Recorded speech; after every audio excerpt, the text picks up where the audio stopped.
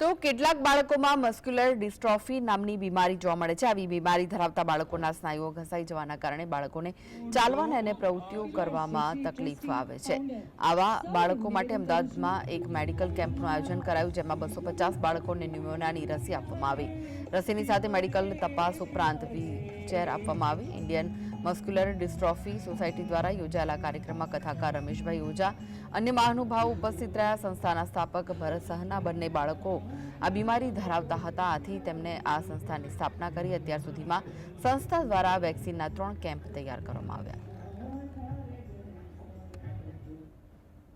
1989થી આની અંદર જો મારા બે છોકરાઓ આ રોગથી ડેવલપ પામેલા છે અને એ છોકરાઓને જે અનુભવ થયા મને એમને પાલન પોષણ કરવામાં, એમાં મને જે કંઈ તકલીફો પડી એ તકલીફો બીજા મા બાપોને ના પડે એવા શુભ આશયથી આ સંસ્થાની અમે શરૂઆત કરેલી છે।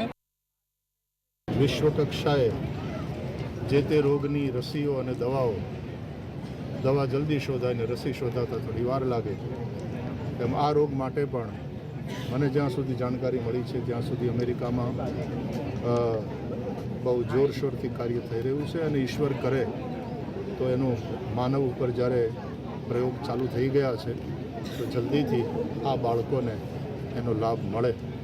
ત્યાં સુધી સોસાયટીના બધા ટ્રસ્ટીઓને હું ખૂબ સાધુવાદ આપું છું।